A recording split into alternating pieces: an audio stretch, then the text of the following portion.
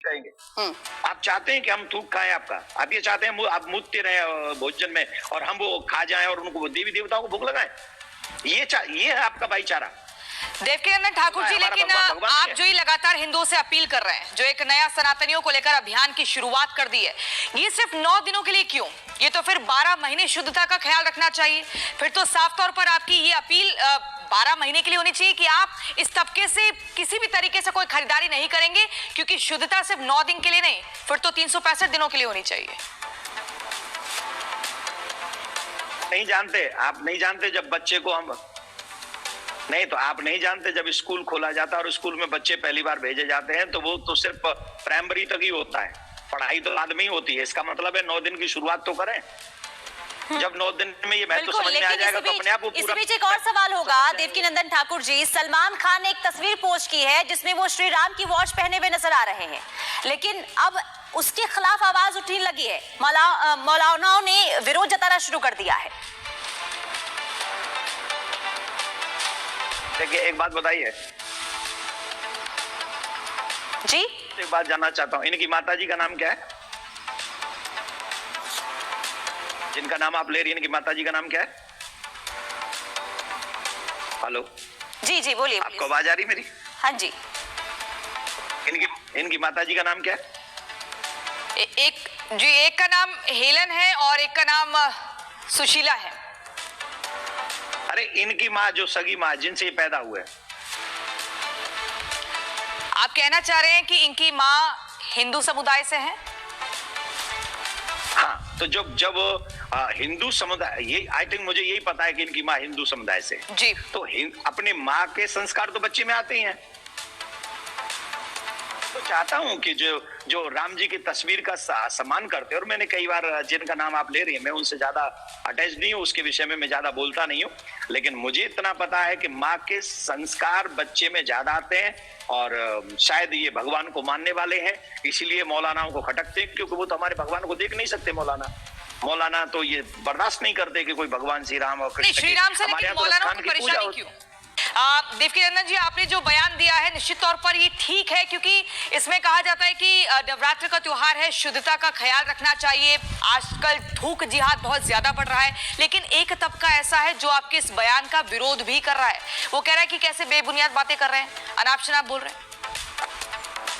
हमें उससे क्या फर्क पड़ता है? वो तो बोलेंगे, क्योंकि वो हमारे धर्म का, हमारी भावनाओं का सम्मान नहीं करते हैं, और जो हमारी भावनाओं का सम्मान नहीं करते उनसे हमें क्या फर्क पड़ता है?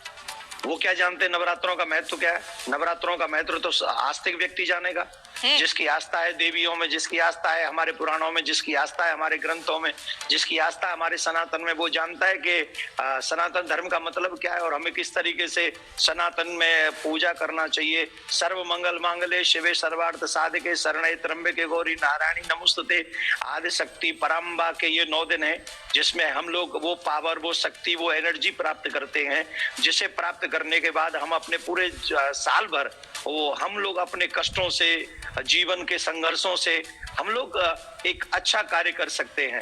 और उन्हीं में अगर पूजा पद्धति में, क्योंकि जो शास्त्र नहीं जानते वो इन विषयों को नहीं जानते, जो पुराणों को नहीं पढ़े हैं सुने, वो क्या जानेंगे इन विषयों को? हमारे पुराण कहते हैं कि शौच धर्म के 4 चरण है, अर्थ धर्म के 4 चरण है, तप दया दान और शौच। शौच माने पवित्रता और शुद्धता। जब तक हमारी पूजा पद्धति में शुद्धता नहीं रहेगी तब तक वो पूजा अस्वीकार्य है, वो स्वीकार होगी ही नहीं। और जब पूजा स्वीकार नहीं हुई तो अपना टाइम क्यों खराब करेंगे हम? और ये दृश्य हम देख चुके हैं कि लोग थूक रहे हैं, लोग नाले से फलों को धो रहे हैं, लोग नालियों में जा जाके फल धो, नाले के पानी से जो फल धोए गए वो फल लाकर तुमने देवी को चढ़ा दिए। मैं पूछना चाहूंगा उन लोगों से जो हमारी इस बात से सहमत नहीं है, क्या वो देवी प्रसन्न होगी उस फलों को लेके, स्वीकार करेगी? और क्या भक्त का यही दायित्व है कि वो ये भी ना सोचे कि मैं देवी को या देवता को क्या भोग लगा रहा हूँ? ये जिम्मेदारी किसकी है? धर्म को मानने वालों की जिम्मेदारी है। और जो लोग मांस खाते हैं, जो लोग मदिरा पीते हैं, अगर हम उन लोगों के हाथों से उनके यहाँ से लाके पूजा की सामग्री मांस खाने वालों को, जिनके यहाँ बहन बेटियों का भी, मैं ज्यादा नहीं बोलूंगा इस विषय में, तो क्या वो वहाँ की चीजें भगवान को हम अर्पण करेंगे तो ठाकुर जी उसे स्वीकार करेंगे, देवी उसे स्वीकार करेगी? आपने शुद्धता और पवित्रता को ध्यान में रखते हुए ये बयान दिया और अपील की है, लेकिन विरोधियों का ये कहना है कि आपके इस बयान से समाज में बंटवारा होगा, यानी कि समाज को बांटने का काम ये बयान करेगा। नागपुर में अमृत पिलाने आए थे क्या रात्रि में लोग हमें? जो लोग हमसे कह रहे हैं समाज में बंटवारा करेंगे, ये बयान समाज में बंटवारा कर देगा, मैं आपसे जानना चाहता हूं कि जो लोग नागपुर में गणेश जी की मंदिर छवि को देख देख के, हनुमान जी की छवि को, शंकर जी की छवि को, रामकृष्ण की छवि को देख के गाड़ियां तोड़ रहे थे, वो हमें अमृत पिलाने आए थे क्या? ये अमृत पिलाने आए थे? हम इनके बारे में सोचेंगे, भाईचारे के बारे में। देवकीनंदन जी, लेकिन इसके अलावा एक और सवाल मेरा रहेगा, कहा जाता है कि जब जब कांवड़ यात्रा निकलती है या जब हिंदू त्योहार होते हैं, अगर खास तौर पे बात करें नवरात्र की, तो निष्ठा का त्योहार है, पवित्रता का त्योहार है, लेकिन एक तबका है जो कह रहे हैं कि जानबूझकर इस तरीके से टारगेट किया जाता है। कांवड़ यात्रा के दौरान भी कहा जाता है कि रास्ते से जब कांवड़ यात्रा गुजरेगी, उन रास्तों में जो विशेष तबके की दुकानें हैं वहां से सामान ना खरीदे। ये सोची समझी साजिश है उनके खिलाफ।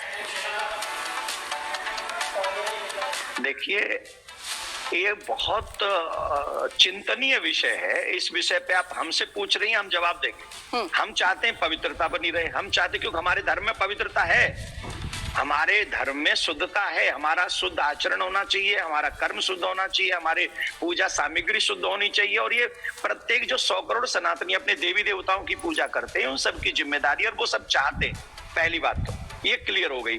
दूसरे, जिन धर्म के विषय में ये बात कह रहे हैं कि उनके अगेंस्ट हो जाता है, तो उनके धर्म गुरुओं से पूछा जाए कि ऐसे भाव हम लोगों के मन में क्यों आ रहे हैं, ऐसे विचार हमारे इससे पहले तो नहीं आए थे।